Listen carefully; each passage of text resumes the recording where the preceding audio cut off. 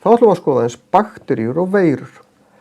Bakteríur eru bara ein fruma, ein lítil fruma, miklu minni en til dæmis frumunar okkar, eða frumur úr dýrum eða plöntum. Miklu einfaldari líka, eru ekki með frumukjarna, eru ekki með neinn frumulíffæri að ráði, eru með örfá lítil frumulíffæri og erfðaefnið er bara laust í miðjunni. Það er ekki í einhverjum kjarna eins og í frumunum okkar. Sumar bakteríur hjálpa okkur til dæmis við að melta matinn, við getum notað þetta í matarframleiðslu, nota bakteríur í ýmislegt, en aðrar bakteríur gera okkur veik, valda sjúkdómum. Sjúkdómar sem að bakteríur valda eru til dæmis berklar, hálsbólga og matareitrun. Þær hjálpa líka til við í náttúrunni við að brjóta niður til dæmis líkama lífvera sem deyja, svo sé hægt að nota efnin aftur. Það eru svo kallar sundrendur eða rótverur, brjóta þetta niður svo þetta fara aftur út í náttúruna.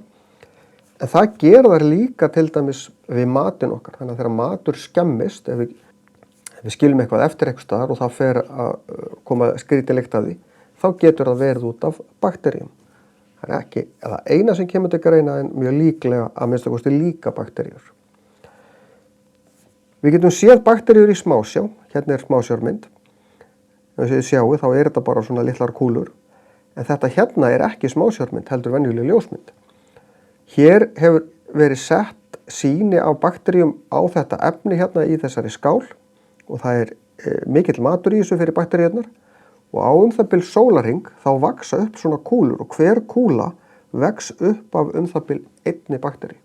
Það fara nóg að borða hérna, fjölga sér hratt og mynda kúlur og þannig getum við tekið til dæmis sýni, ég get ekki sýni af hendin á mér, sett á svona og þá sé ég hvað er mikið af bakteríum og ég get séð pínu hvaða bakteríur því að kúlurnar líta pínu mismunandi út eftir hvaða bakteríur þetta eru.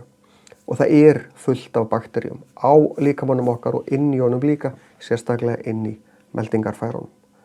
En flestar þessara baktería annarkvort hjálpa okkur eða gera ekki neitt. Veirur hins vegar eru miklu minni og þær eru í raun ekki lifandi, þær eru ekki gerðar úr frum. Þær gera ekkert af því sem ég taldi upp hérna fyrir dálítið síðan hvað lífverur gera. Þær hreyfa sig ekki, fjölga sér ekki sjálfar, þurfa ekki næringu. Þær eru bara þarna. Og veira er ekkert annað en próteinhylki, svona kúla, sem er stundum svona með eitthvað dóti á, stundum ekki. Kúla úr próteini með erfðaefni innan í, með DNA innan í. Og það eina sem frumur gera er að þvælast bara ef það lenda á frumu sem það þekkja og festa þær sig, sprauta erfðaefninu inn í frumuna og þá fer fruman að framleiða veirur. Hættir að gera það sem hann á að gera og fer að framleiða veirur. Þannig það eru frumurnar sem búa til veirur, ekki veirurnar sjálfar. Sumar veirur valda sjúkdómum, það er ekki til lyf sem að lækna beint veirusjúkdóma, en það eru til lyf sem hjálpa okkur að læknast fyrr af þeim. Hjálpa okkur við það, en lækni ekki beint veirusjúkdómana. Bakteríurnar sem við töluðum áðan, ef við verðum veik af bakteríusjúkdómum, þá getum við tekið sýklalyf. Og sýklalyf drepa bakteríur, en það er ekki að það drepa veirur því það er ekki lifandi.